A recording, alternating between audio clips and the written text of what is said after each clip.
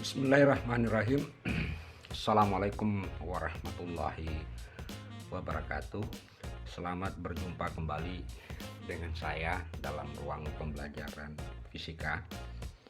Kali ini kita lanjutkan pembahasan kita mengenai fisika matematika. Dan hari ini kita akan mencoba belajar tentang fungsi beta. Namun demikian, sebelum itu kita harus mendefinisikan apa itu fungsi beta. Nah, di beberapa literatur dijelaskan bahwa definisi fungsi beta itu sebenarnya ada 4. Yang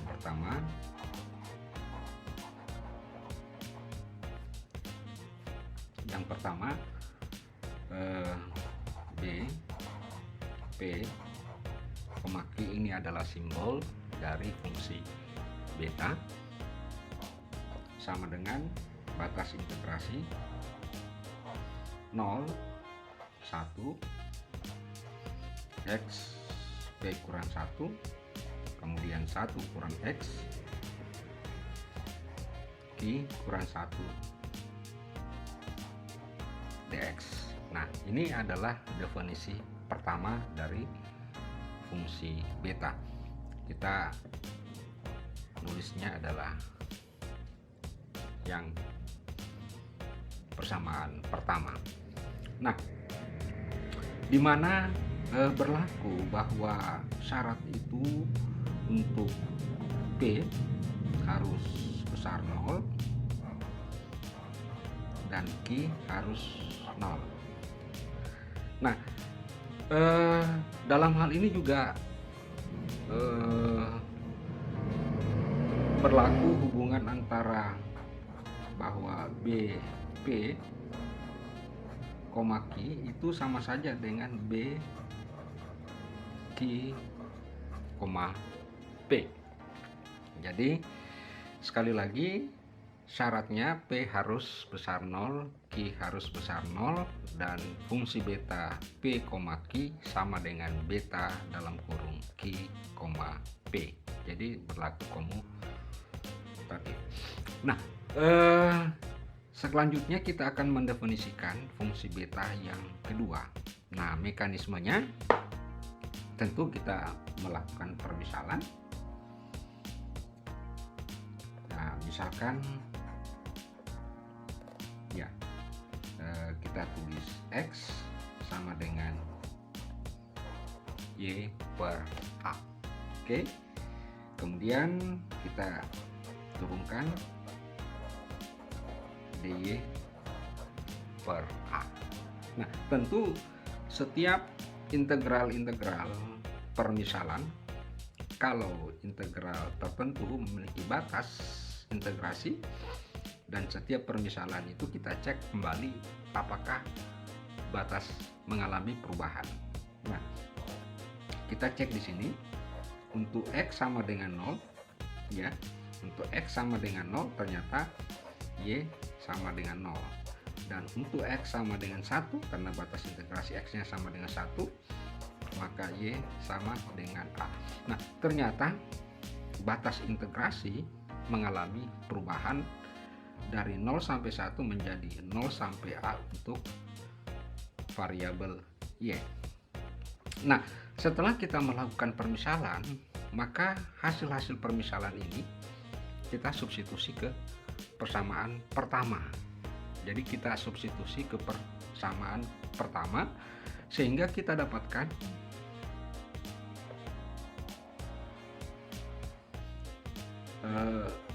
B, P, Q ya.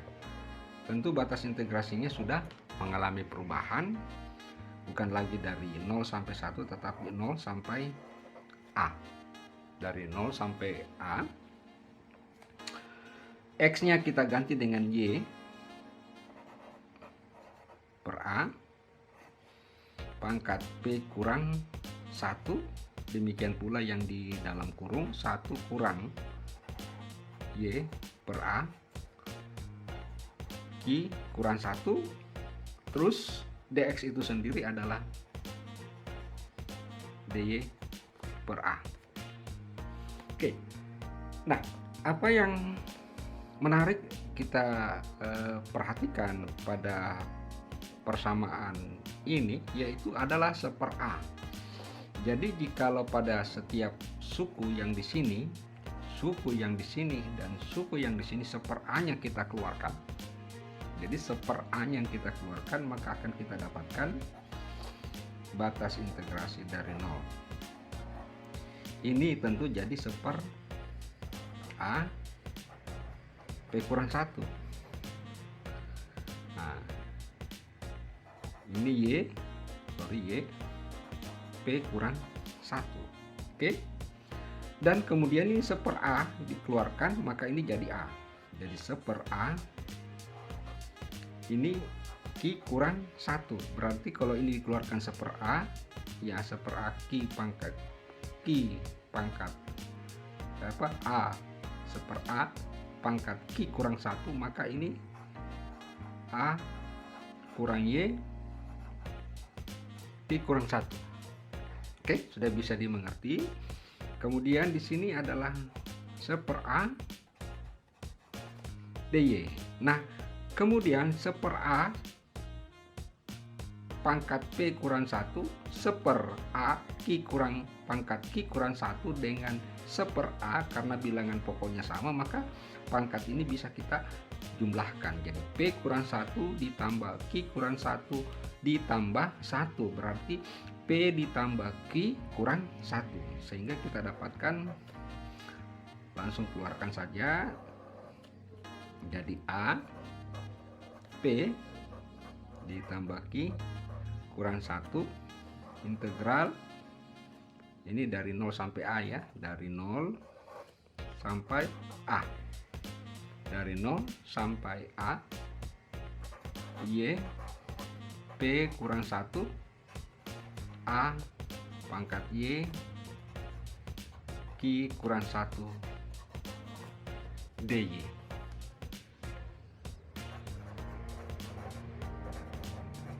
Maka ini yang kita sebut dengan definisi fungsi gamma yang kedua. Oke. Jadi ini adalah definisi fungsi gamma yang kedua, dan ini adalah definisi fungsi gamma yang pertama.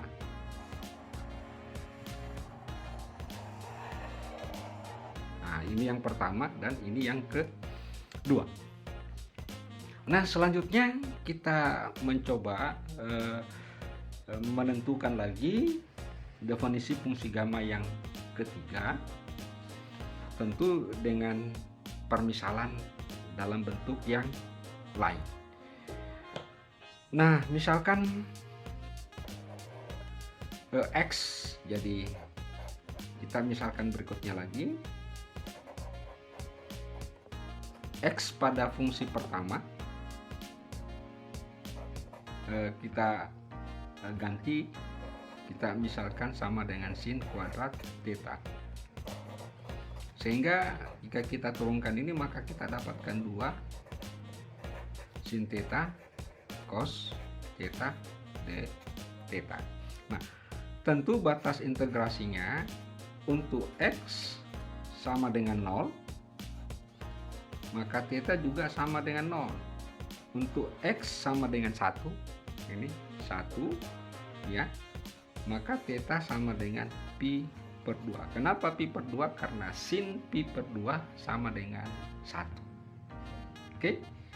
Nah, setelah kita menentukan permisalannya dengan pengubahan batas-batas integrasinya, selanjutnya hasil permisalan ini kita substitusi ke persamaan pertama, sehingga kita dapatkan seperti berikut ini. Hasilnya adalah B P. Nah, batas integrasinya sudah berubah dari 0 sampai pi per 2. Oke. X-nya yang tadi kita misalkan X-nya sama dengan sin kuadrat theta, jadi kita ganti dengan sin kuadrat theta. dan dx 2 sin theta cos theta d theta kita ganti juga, sehingga kita dapatkan sin kuadrat theta kita ganti tadi, ini P kurang 1.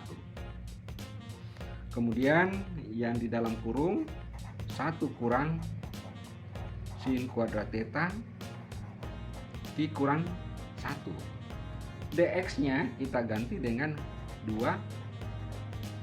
sin theta cos theta d theta. Nah, langkah berikutnya kita coba menyederhanakan fungsi ini, di mana ini kita ketahui sebagai cos kuadrat theta. Oke. Jadi sehingga kita dapatkan 0 pi per 2 sin theta, saya naikkan ke atas pangkatnya, jadi 2p dikurang 2. Ini kita sudah ubah cos theta juga, naikkan pangkatnya 2q kurang 1. Nah, ini 2 sin theta cos theta d theta. Nah, coba kita lihat, di sini ada sin, di sini juga ada sin, di sini ada cos, di sini juga ada cos. Nah, kita bisa kalikan, karena bilangan pokok sama maka pangkatnya dijumlahkan, sehingga kita dapatkan keluarkan 2 0 berarti 2p kurang 2 ditambah 1 berarti tinggal sin theta dalam kurung 2p kurang 1. Oke. Berikutnya cos theta dalam kurung q cos theta berarti 2q kurang 1 d theta dp q. Nah, ini adalah definisi fungsi gamma yang ketiga. Oke. Jadi kita sudah rumuskan definisi fungsi gamma yang ketiga. Nah, selanjutnya kita akan mendefinisikan kembali fungsi gamma yang keempat. Tentu dengan cara yang sama tadi, dengan melakukan permisalan. Akan tetapi permisalan yang digunakan berbeda dari yang kedua maupun yang ketiga. Kita misalkan lagi, X itu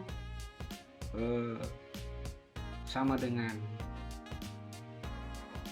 Y 1 ditambah Y. Nah, kemudian kita turunkan.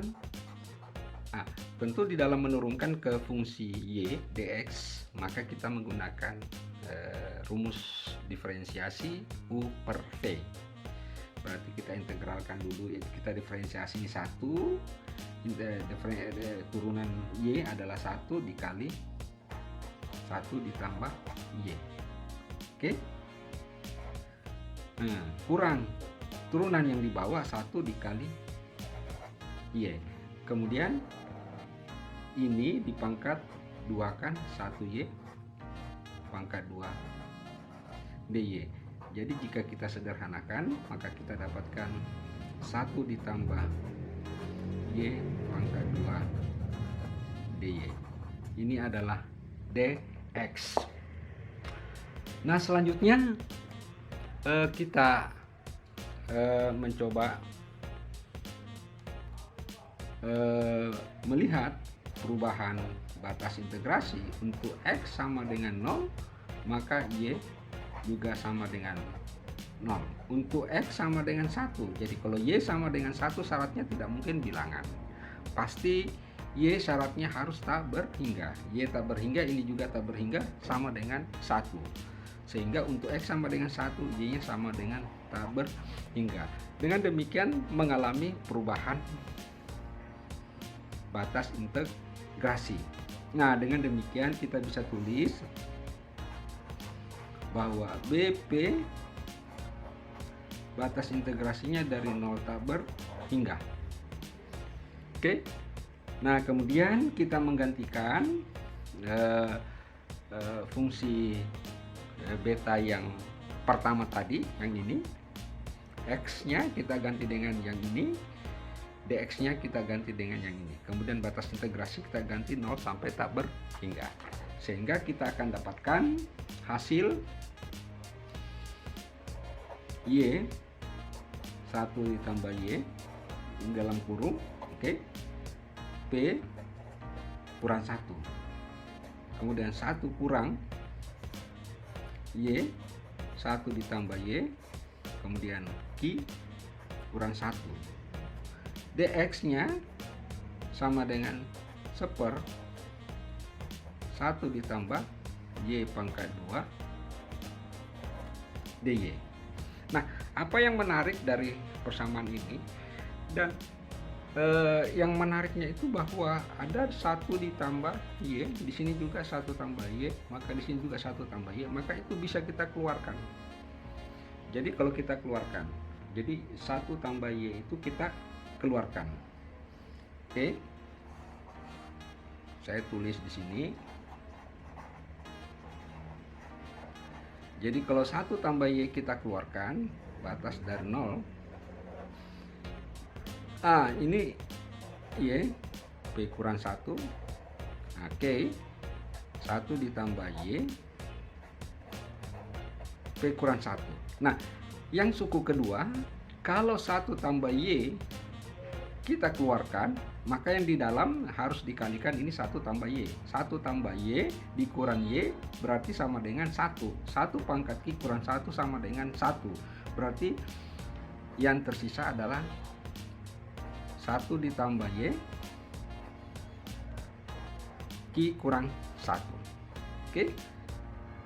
Nah, kemudian 1/1 ditambah y pangkat 2 dy. Oke. Nah, selanjutnya kita menyederhanakannya. Jadi ini bilangan pokoknya sama. Berarti pangkatnya dijumlahkan. P kurang 1 ditambah Q kurang 1 ditambah 2. Oke. Nah, jadi P kurang 1 ditambah Q kurang 1 ditambah 2. Berarti batas 0 sampai tak berhingga y p kurang 1 per 1 ditambah y, ini tinggal p ditambah q dy. Nah, ini adalah definisi daripada fungsi beta yang keempat. Saudara-saudara sekalian, ada satu persoalan yang perlu kita ketahui, bahwa misalkan kita memiliki sebuah fungsi gamma, katakanlah b, 2,3. Tentu kita gantikan di atas, misalnya kita mengambil yang definisi yang keempat ini, tak berhingga, tentu kita menulisnya di sini y sama dengan 2, berarti 2 kurang 1, ya. Kemudian 1 ditambah y pangkat 5, ya, pangkat 5, oke, dy. Nah, sekarang yang menjadi persoalan, bagaimana cara menentukan ini? Tentu jika kita ingin menentukan, menyelesaikan persamaan integral ini, sedikit agak memenuhi kerumitan, sedikit agak memenuhi kesulitan-kesulitan, dan relatif cukup panjang untuk bisa kita menyelesaikannya. Nah, tentunya ada cara untuk bisa mengetahui berapa besarnya fungsi beta 2,3. Maka kita mencoba merelasikan dengan fungsi gamma. Mengapa? Karena fungsi gamma kita sudah bisa tentukan untuk nn bilangan-bilangan bulat, di mana kita sudah ketahui bahwa P adalah bilangan bulat maupun Q bilangan bulat. Sehingga fungsi beta ini memiliki keterkaitan atau bisa kita relasikan dengan fungsi gamma agar kita bisa menentukan dengan cepat dan tepat besarnya nilai integral yang seperti ini. Seperti kayak B 2,3, kalau ini kita mau selesaikan, itu memerlukan waktu yang relatif lama dan cukup panjang dan rumit, sehingga itu agak-agak repot. Nah, tentu kalau kita mengetahui B2,3 kita sudah dapatkan, maka bisa kita merelasikannya dengan fungsi gamma. Nah, untuk hal tersebut insya Allah saya akan tampilkan video pembelajaran untuk mengetahui bagaimana hubungan relasi antara fungsi beta dan fungsi gamma. Demikianlah saudara-saudaraku sekalian, penjelasan yang berkaitan dengan fungsi beta ini. Semoga penjelasan saya mudah difahami, mudah dimengerti. Mohon maaf atas segala kekurangannya. Sekian, Assalamualaikum warahmatullahi wabarakatuh.